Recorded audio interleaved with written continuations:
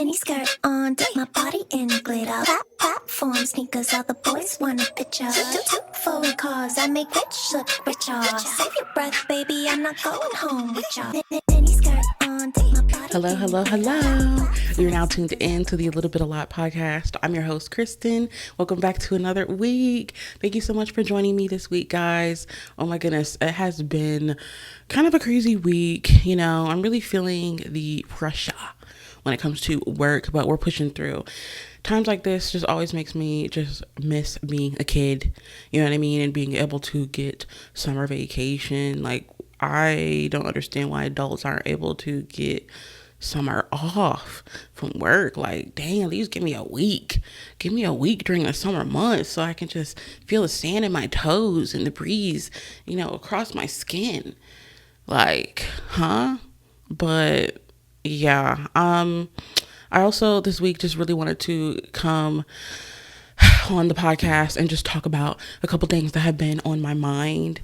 Some things that have come across my For You page on TikTok that I wanted to address when it comes to Pitbull, and another subject that we're going to get into afterwards.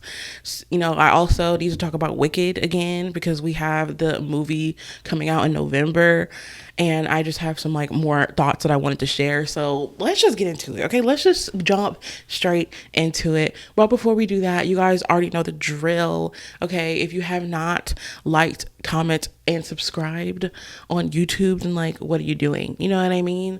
Like, if you're watching on YouTube, like this video, comment down below to let me know what you think about today's topics. Subscribe. Your girl's on her road to her first 800 subscribers, so I would really, really appreciate if you hit that subscribe button and turn those post notifications on so you don't miss an episode.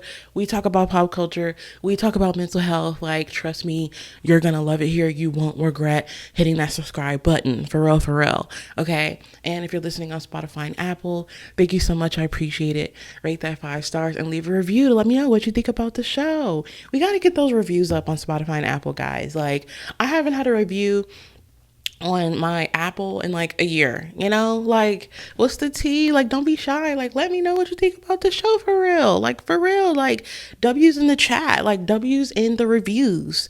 Okay? Because that way we can grow the gang even bigger and get the show out, you know, in the world to more people. And then that's like double the fun we can have, you know? And like, don't you want that? Yeah. Thought so. Okay, so when it comes to things that have come across my For You page on TikTok, the other day I was chilling, minding my business, scrolling, you know, doom scrolling, and I came across this thing where it was talking about like Pitbull, you know, the rapper. Is he considered a rapper? Pop star, if you will, singer, songwriter? Is he a Grammy Award winning artist? I think he is. But they were talking about Pitbull, and I'm like, you know what, guys, like, I really need to look into this and see like what's going on with Pitbull. And for some reason, guys, he has had like this resurgence in popularity within the last couple of years, and it was just so fascinating to me because Pitbull has been around since I was in middle school. You know, like, I graduated high school in 2014. So it's just crazy to me that like his career is still as big as it is, and he's still such like an icon, and still having shows and having like so many people show up and support him. And I'm like, oh my goodness, like, it just makes me kind of feel old, you know, that he's like still kicking.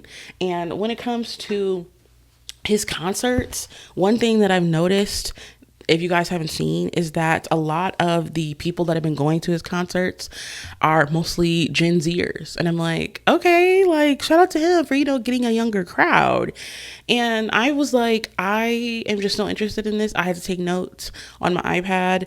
And basically, when the people come to his concerts, they are showing up dressed as him. And I just thought that that was so funny. And I thought that that was so fascinating because when the girlies are showing up to these concerts, and it seems like it's mostly women, they are in full on costume mode. Okay. They put on a Pitbull uniform and they basically dress up as him. And the uniform just includes typically like a white button up. Sometimes they have glasses on, sometimes they don't. and they'll have like a black blazer on. Sometimes they put a black blazer on, sometimes they don't, with a black tie. They'll draw on facial hair, and they have a bald cap. So that is the Pitbull uniform. Facial hair, glasses, white shirt, tie, blazer, bald cap. Like, that is insane to me. And there's a video of him being interviewed about this, because I'm like, okay, like, what does Pitbull have to say about this? The fact that there are thousands of people showing up to his shows dressed up in a Pitbull uniform with ball caps on, like, what does he have to say? I'm so curious. And in the interview, he basically says that he believes that the trend of the girlies showing up to his concerts, like in the bald cap, started around 2021, right after the world had just came out of the shutdown. And he said that it was around his I Feel Good tour. So like maybe around, like, if 20,000 to 30,000 people who came to the show, it would be around like 1,000 people that would have on this like Pitbull cosplay. But then he says that he went to London, and that's when the people took it to a whole nother level. Okay, he went across the pond, and those girlies in the UK said, no, we're gonna turn your clique up, dog. Okay, and we're gonna take it like to the max. Okay, and that's when like they really went hard with the Pitbull cosplay. And just seeing the videos of like the girlies just kind of like, what is it called? Congregating, gathering, kind of like outside or like in, you know, the venue before the show starts, and like gathering in circles and just dancing before the show even starts is so funny to me. Like, it's just a sea of bald caps. Like, it just almost makes me want to go to a Pitbull concert and see all of this myself. I don't know why, it's just so hilarious to me, and it's like so fascinating, but I love that for them. And I think that one thing that like kind of like piqued my interest about it too is just the fact that it just seems like it's so much fun. Like, the girlies are just going out with their girls, you know what I mean? You got a couple of your besties, you put on that bald cap, and you turn up. And I think that it's also kind of like changing like concert culture, because no longer are the days of like girls putting on uncomfortable heels and a dress and glam and going to a show, you know, and trying to look your best. Like, this is about like being perfectly imperfect and like being flawed and no glam, you know what I mean? Like, you're not like trying to put on your best fit. Like, it's literally just Pitbull cosplay. There's no pressure to give like this like societal like beauty standard, you know, like you're just being free with it. And I think that is just what makes it so much more fun to me. And like, you're able to just like really just let your hair down. Well, your hair's up in the ball cap, but you know what I mean? And just turn up. Like, you don't have to worry about like touching up your makeup, blotting, or anything like that. Your feet aren't uncomfortable from, you know, shoes, trying to look cute. Like, you're literally just turned up in your Pitbull cosplay, and you're able to just focus on having fun. And I love that so much. So he basically was like sharing his thoughts on it, because I'm like, does he think it's cool? Like, does he think it's like annoying? Like, what are Pitbull's thoughts? And in the video and the interview, he basically says that he thinks that it's flattering and it touches his heart, because he never thought that being from Miami and overcoming like all of the things that he's overcome and been through in life, that people would feel so good dressed up as him. And there's also this other video that made me laugh, where he's at a concert and he is addressing the bald cat fans in the crowd directly, and he gives this like super inspirational speech. I'm gonna insert it here. So to everybody out here with bald caps tonight, to all the baldies that are feeling beautiful, bold, sexy, powerful, strong, and to all the fans, when you put on one of them caps, I want you to make sure you wake up that day and you come to this concert and you say, I am officially unfuckwittable. Nothing can fuck with me at this point. I'm going out, I'm gonna have a good time. I'm gonna lose my mind. I'm gonna enjoy, I'm gonna get loose, I'm gonna get wild, maybe a little nasty, but it's gonna be motherfucking powerful. So to all my fans and to everybody with the ball caps, I hope that you wake up every morning the same way that I do. And just know, I wake up every morning, I feel like I'm having the time of my motherfucking life. Like, guys, that speech feels like a literal church sermon to me. Like, I'm like, this is so inspirational. Like, I started thinking about it and I'm like, could Pitbull start a cult? Maybe he could start a cult. And I don't know if I'd even be mad at it, you know, because it's like his aura is just so iconic. Like, I always knew that like Pitbull was just a really cool guy, but now that I'm like really starting to like look into his lore, I'm like, he's just got so much aura. Like, he's just got so much swag. He's got so much presence. Like, he just seems like a good time. Granted, I didn't do like deep dive research because like if he's ever done anything problematic, then like, hey, I don't claim that, you know, I don't know nothing about that because you never know with these celebrities. But from what I can tell, it seems like he's just all about like fun, peace and positivity and just like having a good time, you know, and making sure that everybody just feels good.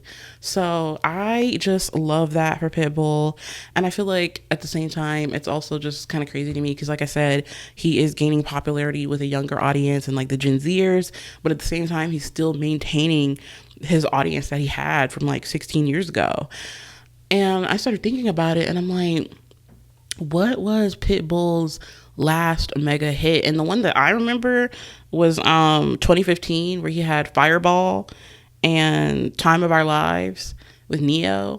And it started making me think like, dang, like how many hits does Pitbull have with Neo? Because I can think of like 2 that he's done with Neo. Like, they're an iconic duo, for real. But yeah, but then again, it's like maybe he has had another hit after 2015 that I'm just not aware of, you know, because I'm not like specifically like a Pitbull stan. But that's just the last one that I remember is The Time of Our Lives and like Fireball. But I don't know. But the fact that like even then, as far as I'm aware, those are his like last like mega hits, you know, 10 years ago, and in 2025, like he's still turning up. And like he said, 20,000, 30,000 people are coming to his shows. Like, I don't know. I was unfamiliar with your game, Mr. Pitbull. Like, I had no clue that his fandom was like still this crazy. Like, I did not know that Pitbull could sell out 20,000, 30,000 seats like consistently on tour. And I didn't even know that he even like toured that much. Like, that's crazy to me. So now it just kind of makes me like super interested in like looking into Pitbull lore at this point. And I just love that for his fans. And I'm just wondering, like, are these people like actual fans, or are they just showing up with the ball caps because they know like either way, even if I'm not a fan for real, I know I can have a good time tonight. And it's like, I guess it doesn't really matter. The ticket sales are the ticket sales. Those butts are in those seats and everybody's turned up. You know what I mean? So that's really all that matters at the end of the day. But I kind of love this for Pitbull. I really do. And I think that this is something that is super interesting and super fun and lighthearted. And it just seems like so sweet and so innocent. And, you know, shout out to anybody who may be listening. If you've gone to a concert at a ball cap, let me know in the comments on YouTube or on Spotify. Like, what was your experience like? Did you turn up? Did you have fun? You know, like, I want to know. I'm so fascinated. I love this. So that was just something that came across my For You page that I just was like cackling at, that I just thought was so funny. And I wanted to kind of just look into and share with you guys. So yeah, let me know, like, are you a Pitbull fan? Would you go to the concert and cosplay with that ball cap on? Like, what? So also, moving on from that, another thing that I've been seeing a lot of when it comes to TikTok is I noticed that within the last few weeks, every time I am scrolling, I will randomly get a video where people are like, story time. This is the time, part 1 of the time that my mom murdered my dad, or my dad murdered my mom. And I'm like, whoa, like, not even, I don't even mean to laugh because like there's really nothing funny about that, but at the same time I just think that it's kind of crazy to me because that'll sometimes be the first thing that I see when I wake up and I'm opening the app and it's like part 3 story time on how my mom, you know, offed my dad offed my mom. And this is not even just from like one person, not even just 2 people, not even just 3 people, not even just 4. I have seen so many different accounts, completely different people sharing like 7-part story times about how their mom and dad offed each other. And I'm just like, what is going on? Like, is this an epidemic? You know what I mean? Because like this just cannot be for real. Like that I'm all of a sudden made it to this side of TikTok. How did I go from seeing Pitbull bald cap videos to now getting 7-part story times from so many different creators talking about how their mom off their dad or their dad off their mom? Like, I just didn't even realize that so many kids in America, like people were kids and went through this situation, you know, and now they're adults like telling their story. Like, I had no clue that so many people suffered from this, you know? Like, obviously I know that like people offing people is a thing, but it's just so crazy to me like how many have been in this situation where their mom specifically, like I said, did that to their dad or their dad did that to their mom. And it's just kind of like odd to me that so many parents, it seems like, have done that to each other instead of just, you know, I don't know, getting a divorce. Right? Like you would think that they would just want to get a divorce. But no, their answer is, oh, let me just off this person. Let me just freaking off this person because I want everyone to suffer. Like, it's just insane to me. And I think that it also just speaks to the fact that like there is a very real mental health crisis that has been going on for decades in America, because half of these stories that I'm listening to from all of these different creators, the dad is off his rocker and the mom is off her rocker.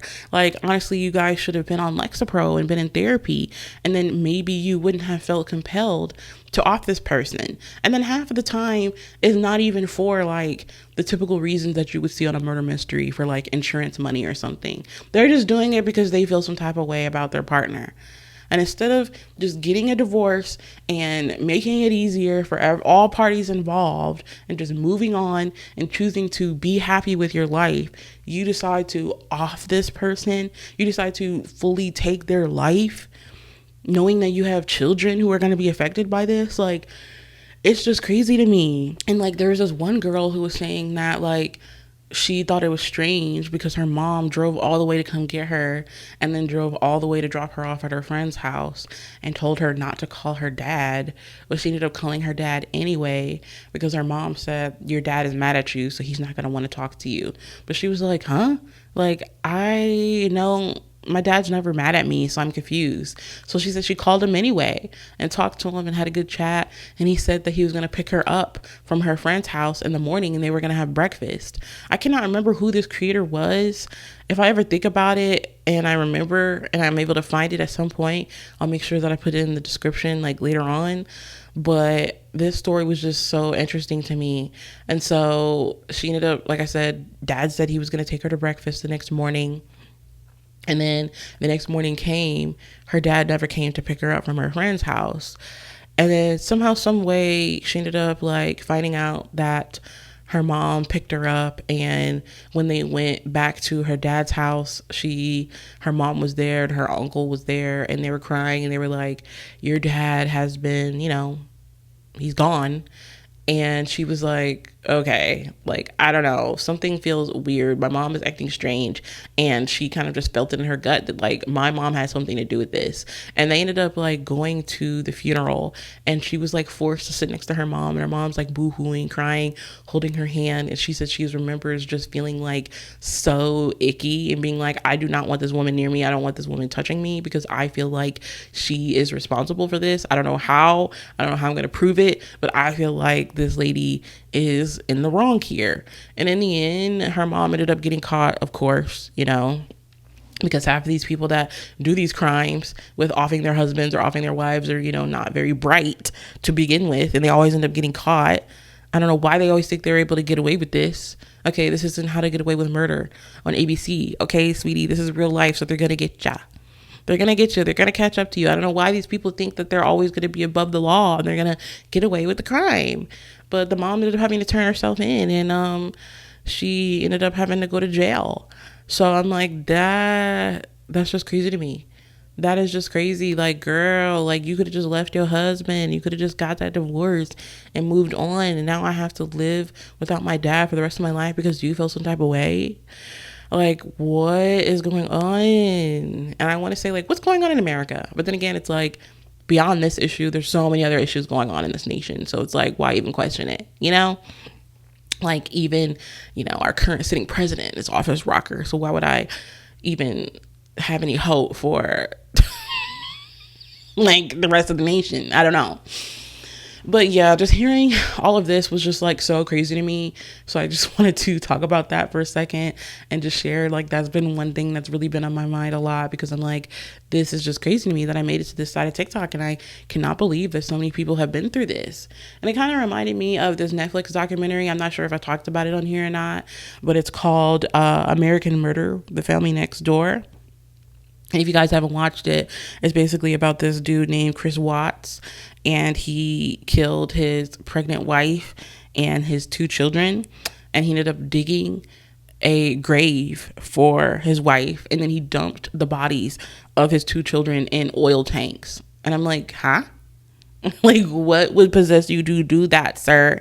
All you have to do is just get a divorce. If you want a new girl, just go get a new girl, and then you can just have visitation with your children. Are you kidding me right now? Like, that's just so insane to me. And then once he got caught, he tried to say that he offed his wife because she was the one that strangled their children, which, that wasn't the truth. He was the one that did it. So it's like, huh?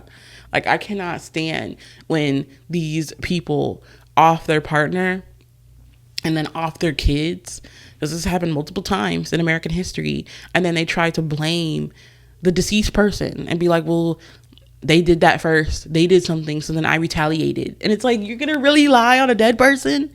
You're really gonna lie on her? Like, post-mortem? Is that the proper word? Like, that's insane to me. Like, what the freak, Chris? But in the end, he ended up getting, thankfully, charged with 5 counts of first-degree murder and unlawful termination of a pregnancy, and 3 counts of tampering with a deceased human body. And he was sentenced to 3 consecutive life sentences without the possibility of parole, plus 84 years. And I was looking that up because I'm like, what is it about it that they have to do like 3 consecutive life sentences? And I guess, like, if you don't do consecutive, right, then, like, let's say you just do 3 life sentences, then I guess after like the first sentence, they could possibly get like a chance of like parole or something like that. So they make it consecutive, so that way you have to serve the first 3 before you can even get a chance to like potentially, petition to get out, I guess. I don't know. I don't understand the law, but hey, 3 consecutive life sentences without the possibility of parole plus 84 years sounds good to me. In my opinion, he should have got the death penalty for something like that, because stuffing your literal children who are like basically toddlers in oil tanks is literally insane. Like, that's evil. That's sick, twisted, rotted. Like, are you kidding me? So yeah, I don't know how I came across on that side of TikTok, but I'm gonna try to get out of it because I'm like, this is crazy and this is dark, and I really want to disassociate and not think about all the evil that lurks in America. Are you kidding me?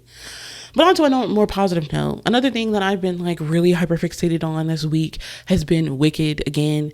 I've already done an episode where I talked about Wicked and like did a review after I saw it in the theaters like months ago when it first came out. But I watched it at home for the first time, and like I would say like 2 weeks ago, after not have seen it in theaters for months.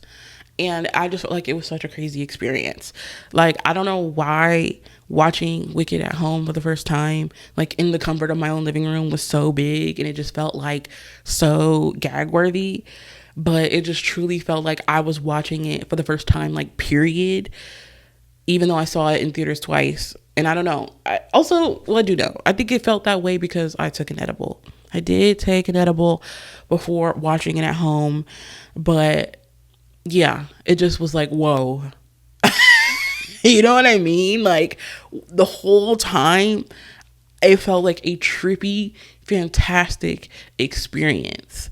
Because I used to take an edible before going to the movies, but then I just felt like I was too paranoid in public, you know? And I'm like, I just didn't start liking, I didn't like the feeling, so I stopped doing that. But watching it off that 420 ganja gummy at the cribbo was like turned up to the max. Are you kidding me?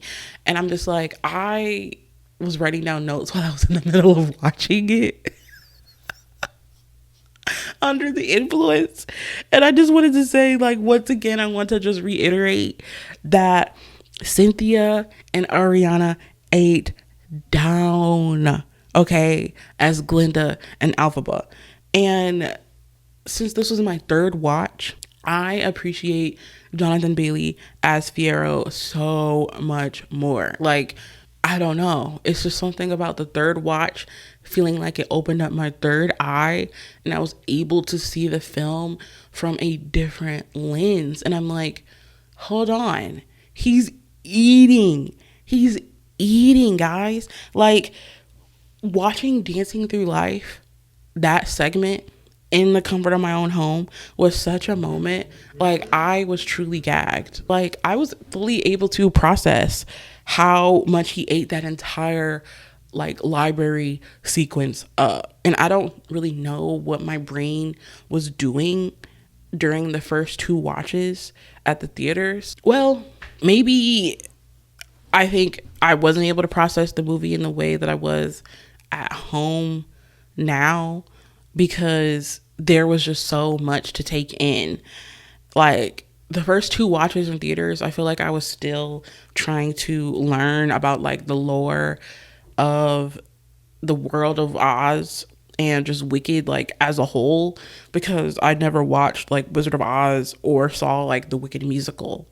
So I think maybe that was it. It was like, okay, there's so much to take in, you know, in the theater, and I don't know anything about anything. But now that it's been months, now that I've watched so many videos and, like, understood, like, everything that's going on, I know what's going to happen in part 2. Like, watched all the interviews, you know, months have passed, and now I fully have a full understanding, and now I'm able to watch it for the third time at home. It was like, whoa. Plus, watching Wicked with subtitles was amazing, because I feel like I could really understand this time, like, what they were saying in, like, some parts of the songs, because I never took the time to, like, look up the lyrics for any of the songs on the Wicked soundtrack. So that was interesting. Like, in the song, What Is This Feeling? Why did I not realize that the rest of the school was being shady towards Alphaba? Because Glinda was, like, stuck being her roommate. And I looked it up in the lyrics, and they were saying, "Dear Glinda, you are just too good. How do you stand it? I don't think I could. She's a terror. She's a tartar. We don't mean to show bias, but Glinda, you're a martyr." What? She's a terror. She's a tartar. Okay. Right. And then Glinda says, "Well, these things are sent to try us." And that's when the rest of the school is like, poor Glinda, forced to reside with someone so disgustified. We just want to tell you we're all on your side. We share your loathing. What the freak? Like, what the freak did Alphaba really do to y'all? For everybody in the school to say, "Oh, Glinda, we are so sorry that you have to go through this, and you have to share a room with someone so disgustified. We're on your side. We share your loathing." And it's like, what did I do for y'all to loathe me? Like, what the freak? I just felt like the school was gagging it, for real, for real. And it's like, if I were Alphaba, I would be like, skip all of you, actually.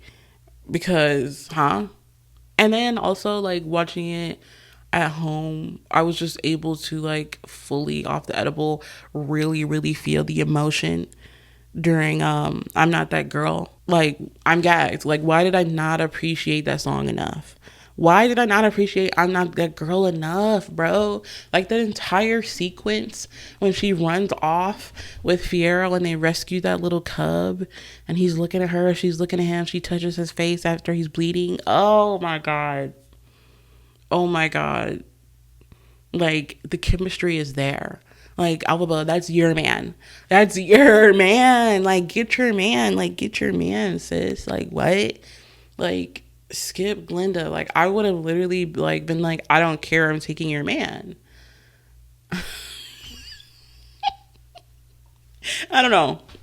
I just feel like I'm a sucker for an underdog moment. Like, you feel for her during that moment. Like, knowing that there could be something between her and Fiero, but she doesn't even try because she knows that he's chosen Glinda is just sick. It's sick. It's like he don't want to be with a real one. You're just choosing to stay, but this girl that you know isn't the one for you. Like, you know Alphaba's a bad team. You know you want that. You know you want that, but you're choosing the traditional route. And it's like, that sucks for you. That sucks. But yeah, I don't know.